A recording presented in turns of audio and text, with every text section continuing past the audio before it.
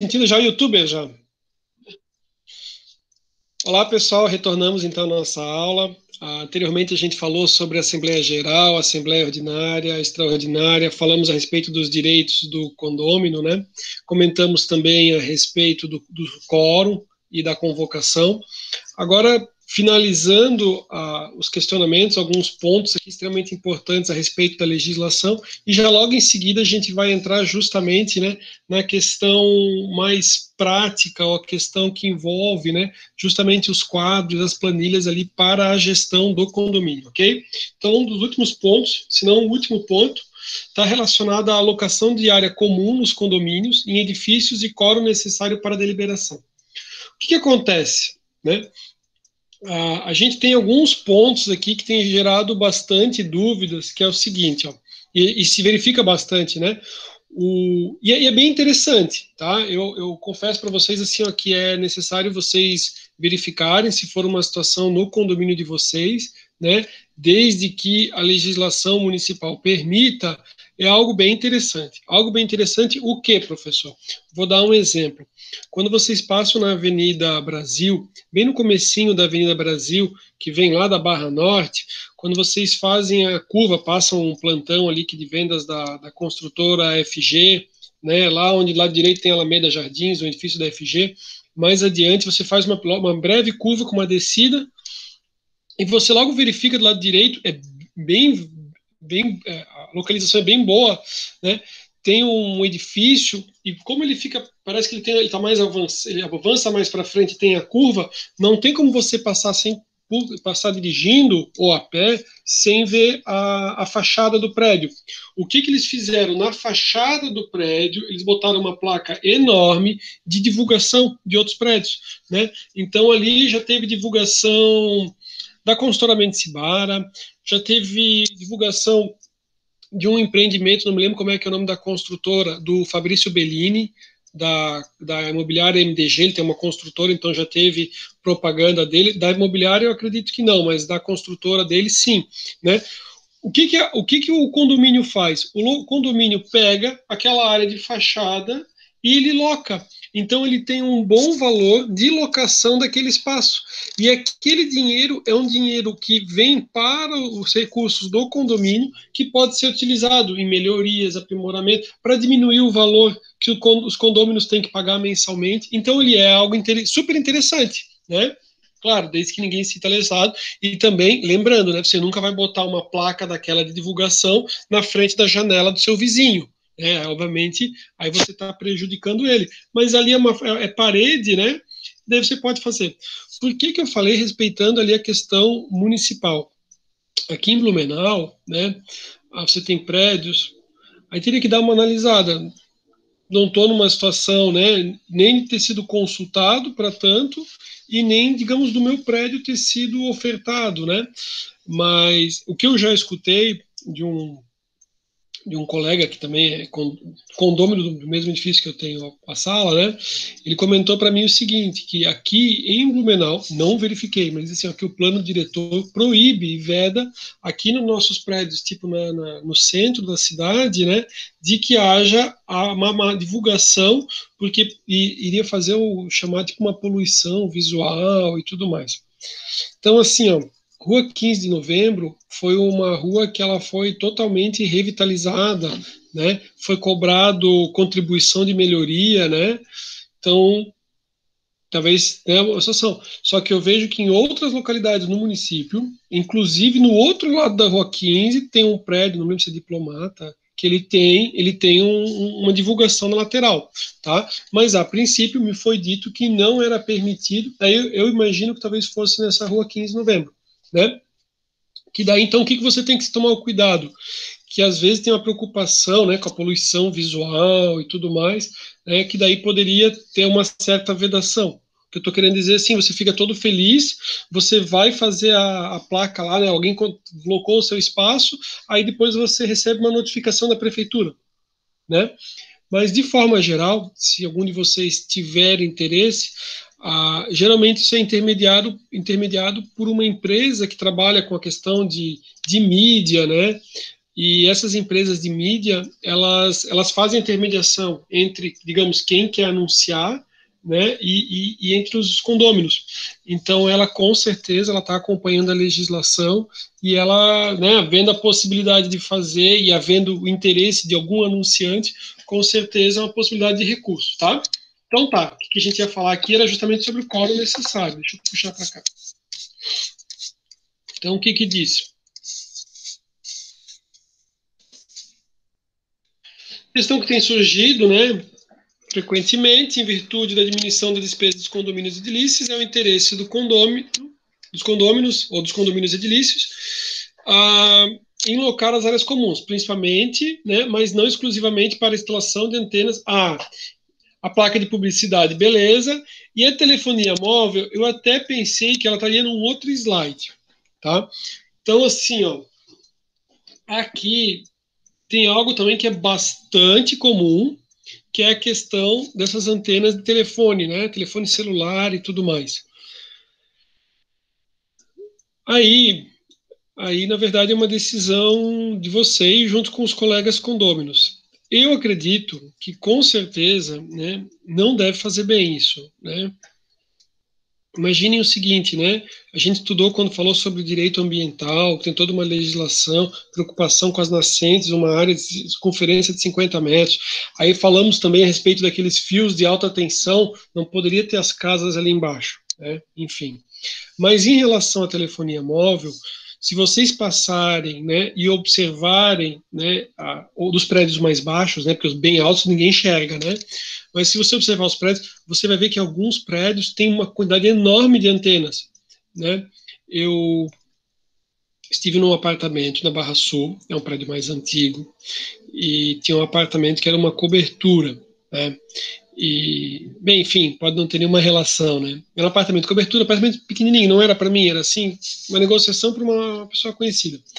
E aí é um apartamento de cobertura, até simpático o apartamento. O prédio era mais antigo, né? Ele era bem na Barra Sul, né? Vocês sabem que tem poucos prédios na Barra Sul. Ele não era frente mar, mas ele estava naquela quadra mar, assim, porque Barra Sul ou é frente mar ou é aquela Norberto Tedesco, né? Então ele estava nesse meio termo. Então, assim, uma das áreas que é tida como uma das áreas mais valorizadas, né? A Embraer focou muito na divulgação da Barra Sul e tentando, né, ao mais valorizado. E o prédio tinha uma cobertura ali e a gente foi conhecer. Era um prédio que o apartamento, perdão, era um apartamento que necessitava de uma reforma interna, porque ele tinha aquelas características de prédio antigo, apartamento antigo ainda. Né? O prédio era antigo, mas o prédio tinha se revitalizado, mas o apartamento era antigo.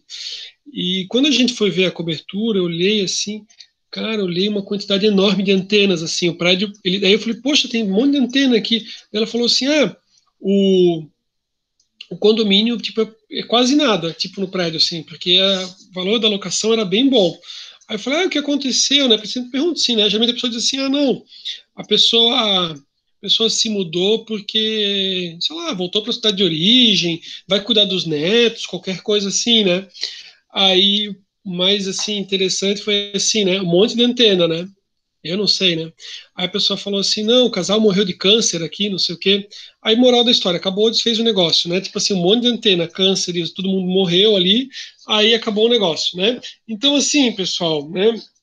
Eu tive uma situação num apartamento aqui, onde um prédio novo, que foi entregue, foi 2018 acho que foi entregue, e foi ofertado para colocar as antenas.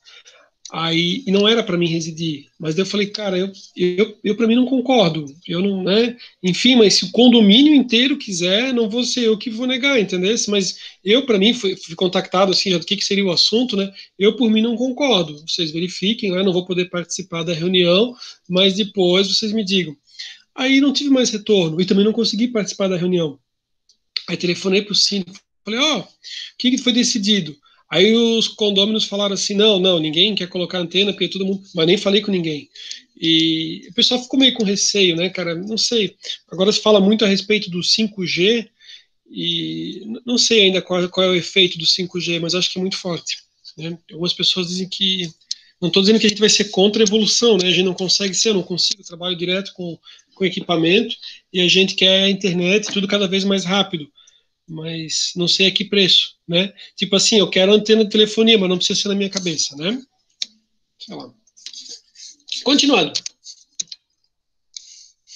De qualquer forma, mesmo partindo dos pressupostos de possibilidade e capacidade, a verdade é que, necessariamente, a locação deverá passar pela unanimidade dos condôminos reunidos em assembleia especificamente para este fim. Legal? Lembram? Por isso que foi tão importante quando a gente trabalhou na nossa parte 3, que a gente falou, olha, se por um acaso você tiver um condômino que ele não está em dia com o seu condomínio, né, com gasto, o rateio do condomínio, mas mesmo assim é importante você ter a anuência dele, né? Aí ele anua e concorda, ah, beleza, vamos colocar a placa. Porque imagina você faz todo um trâmite e depois ele vai lá e anula, né? É do interesse dele colocar a placa. A telefonia talvez não, mas a placa, divulgação não vejo porquê, né? Fica bonito. Dá para fazer o contrato, restringir, talvez o tipo de anúncio, né, para não ter nada. Agora, locação de área comum nos condomínios e em edifícios e quórum necessário para a deliberação. Assim, podemos concluir que é possível locação das áreas comuns, inclusive da laje de cobertura para a instalação de antenas de telefonia celular. Essa alocação deve ser deliberada em assembleia por decisão da totalidade, unanimidade dos condôminos, salvo abuso de direito e suprimento judicial da vontade. Suprimento judicial da vontade é o que também é conhecido com o nome, assim, que o pessoal às vezes pergunta, assim, não sabe o que é tipo outorga uxória. Professor, o que é outorga uxória? É assim, ó, quando você é casado, né, dependendo do regime de bens que você é casado, você precisa ter a assinatura do seu cônjuge para você fazer uma venda, por exemplo, do imóvel. Só que seu cônjuge injustificadamente não aceita vender. Só que, na verdade, não vai causar nenhum tipo de prejuízo. Aí, o que é necessário? Né? Quem vai comprar, se a mulher não vai vender, quem é o maluco que vai comprar? Né? Vai se incomodar. Então, é necessário que o quê? Que aquele vendedor busque judicialmente, né, o suprimento judicial da vontade da esposa, né, vai ter que ser demonstrado para o juiz que ela não vai ter nenhum tipo de prejuízo, não há razão. Se o juiz disser assim, ó, eu concordo, né, se o marido da Thalita disser assim, ó, é isso mesmo, né, aí não vai haver necessidade, né, da assinatura, né, da esposa. Professor, pode ser o cônjuge do marido? Pode, né, pode ser do cônjuge do marido, né, não vai ter vai haver o suprimento judicial, né, daquela assinatura, tá?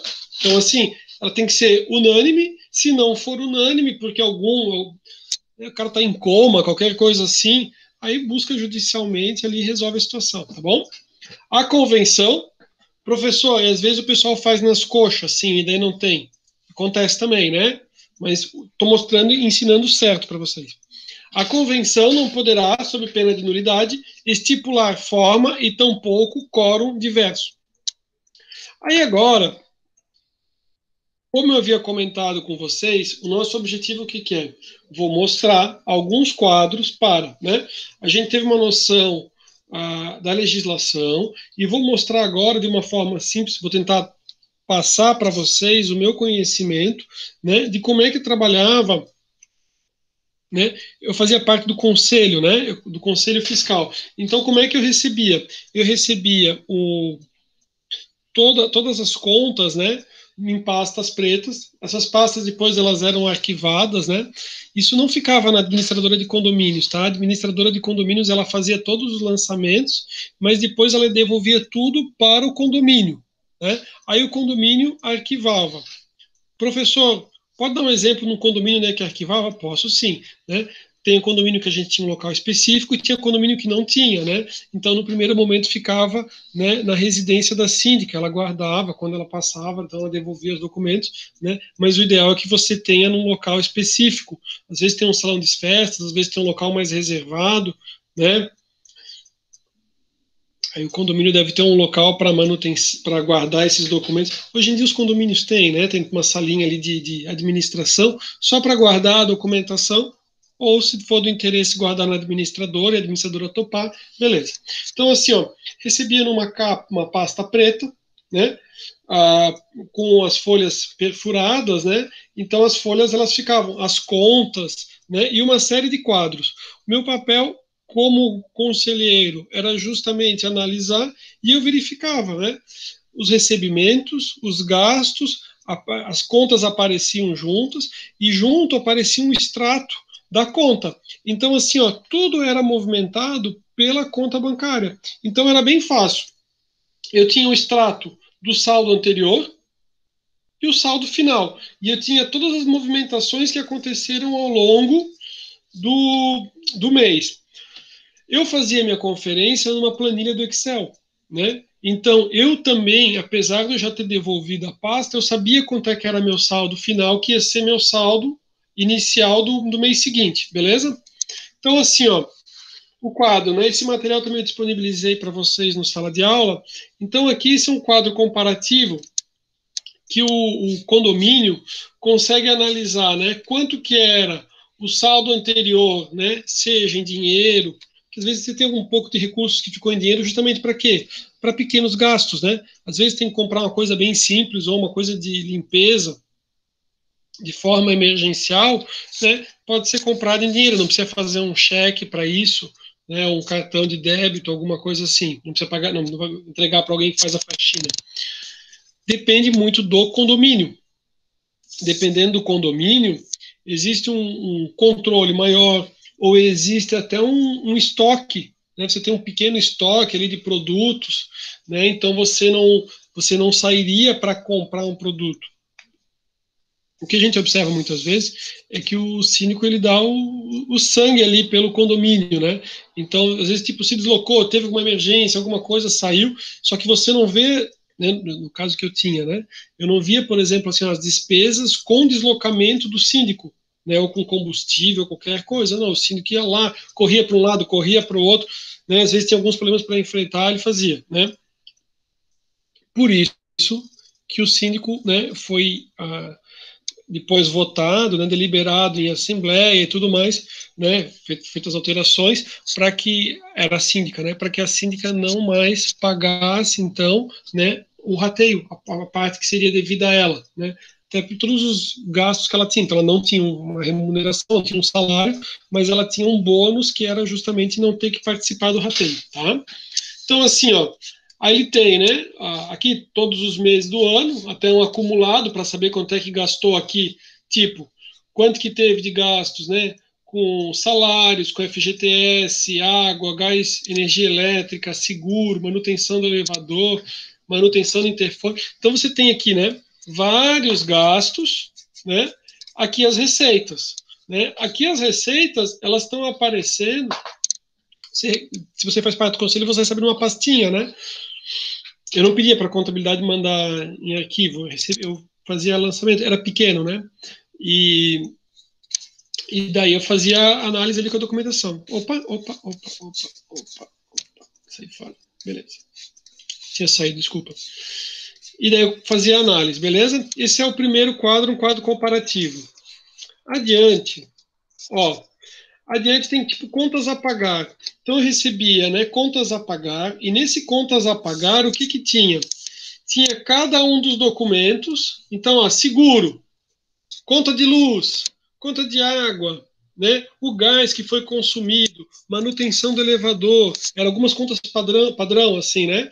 Então elas vinham e elas tinham, né, a data de vencimento, a data de pagamento, né? E aqui tinha a questão de mais parcelas e tudo mais. É claro, se eu tinha um seguro, que eram várias parcelas, se eu tinha o carnê, beleza, ou algumas contas. Eu tinha, inclusive, ali algumas informações ali a respeito da apólice, né? O condomínio era muito, o administrador era muito prestativo, então ela até juntava alguns documentos para demonstrar ali a questão da origem, tá? E daí eu tinha, então, toda uma relação aqui das contas a pagar. E essa relação eu fazia conferência, como eu falei com vocês, com o extrato bancário. Tinha o extrato bancário, tudo eu tinha impresso, tá? Eu não tinha o acesso ao extrato bancário entrar no sistema. Até porque não queria ter essa responsabilidade de movimentação, né?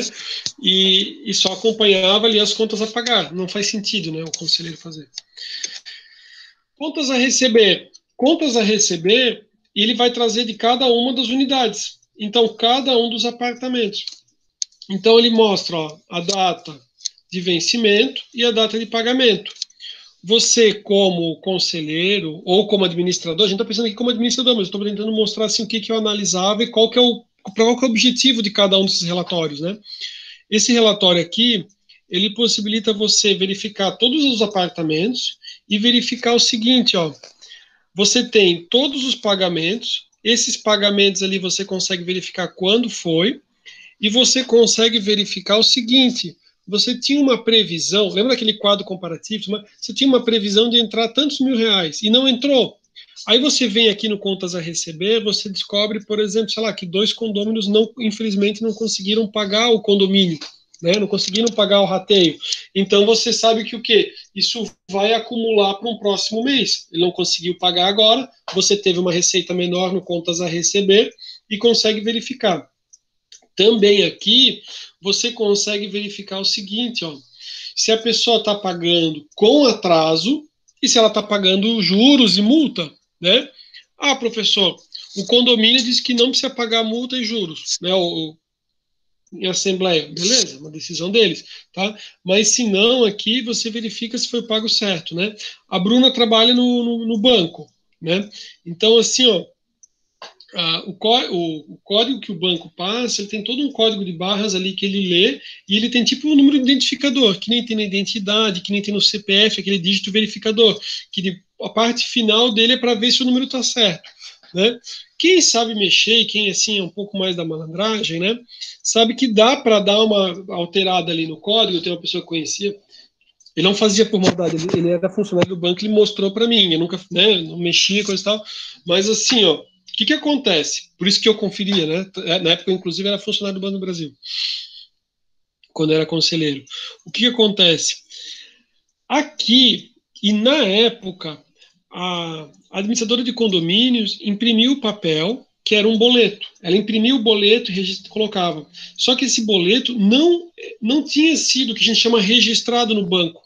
Ou seja, se eu viesse aqui no meu computador e dissesse que esse boleto custava R$ 200, o banco não tinha essa informação, porque ele não tinha sido mandado, não era uma carteira registrada. O banco não sabia. Ele ia aceitar liquidar o boleto por qualquer valor, tá? Além disso, tem o que eu falei, que às vezes o cara pode tentar mexer no código de barras e inverter o valor. O que acontece? Ele liquida o documento, fica que o boleto está pago, só que ele liquidou a menor. Aí o cara diz assim, não, mas eu paguei o boleto, né, se o cara for mal intencionado.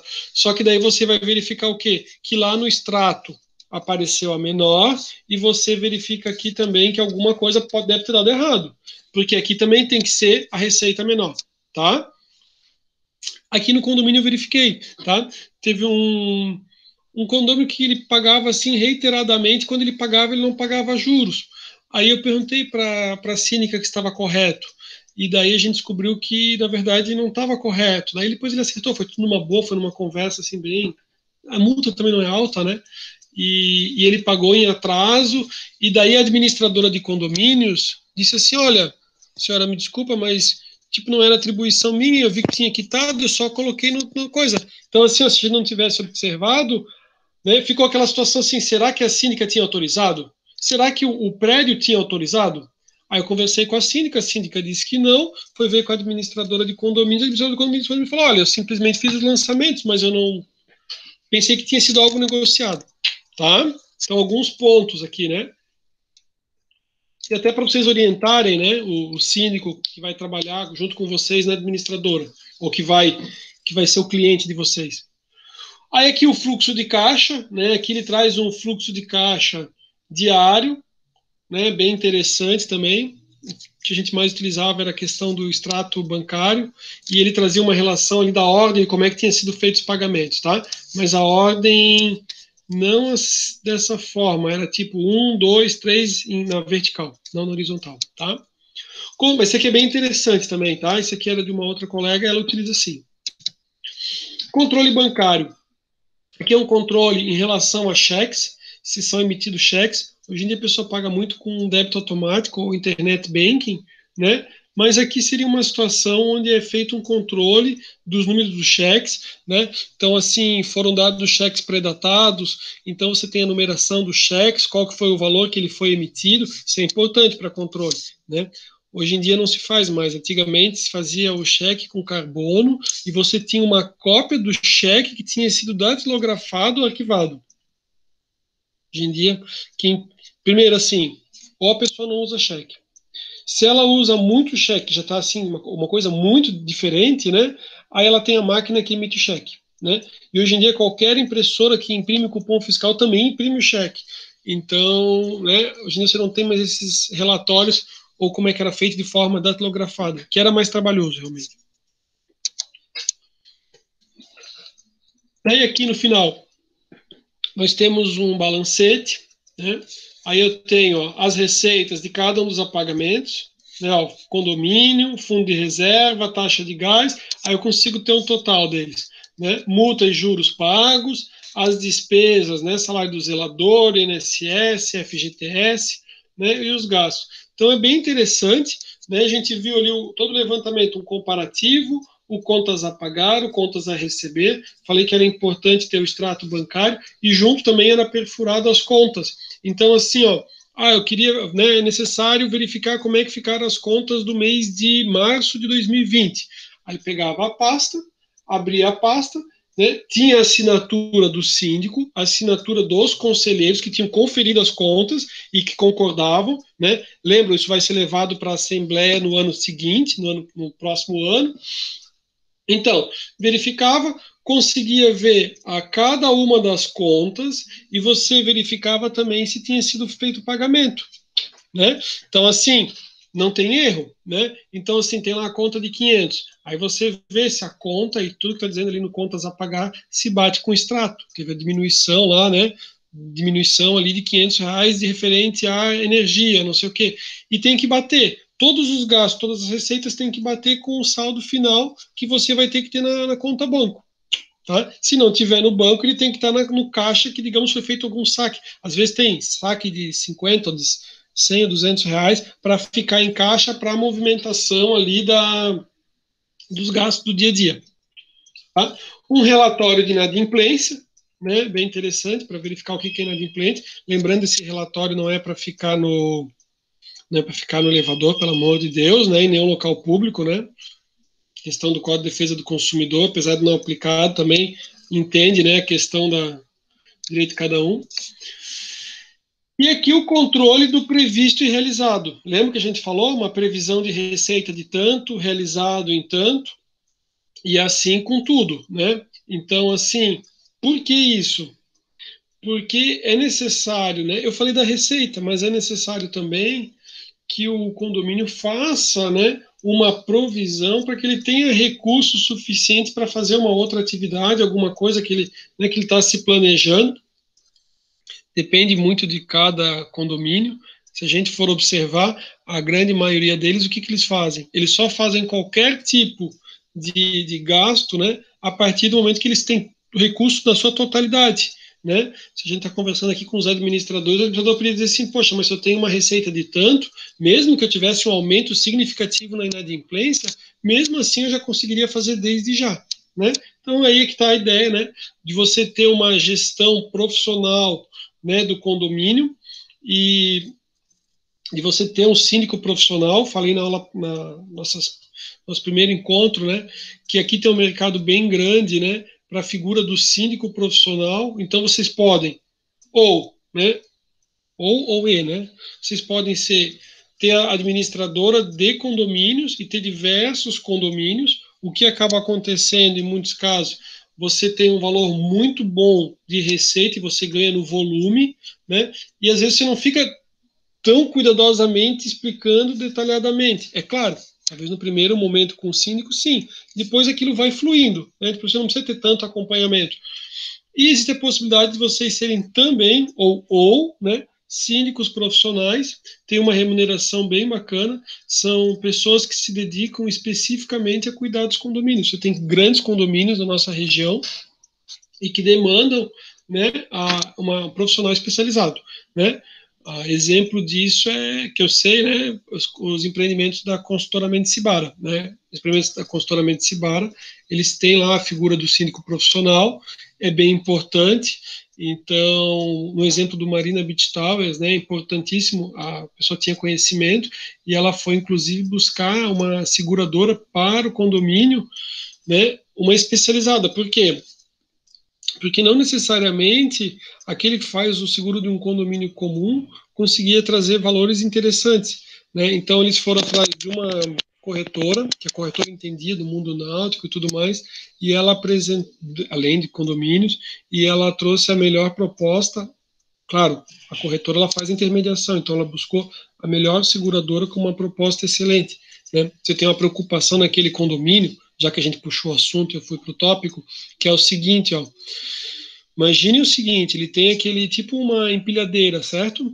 Ele retira uma embarcação de 41 pés. Uma embarcação daquela custa 1,5 milhão. Se o motorista daquela empilhadeira faz uma bobagem, primeiro que aquela empilhadeira já custa mais de 1,5 milhão também, né? Então, assim, se ele joga a empilhadeira na água, aquela empilhadeira é do condomínio, né? Joga no rio. Se ele causa algum prejuízo ao casco de uma embarcação dessas, né? Então, por isso que é importante você ter assim, uma boa gestão e um bom seguro. Por isso que o síndico profissional, né, é a pessoa ideal.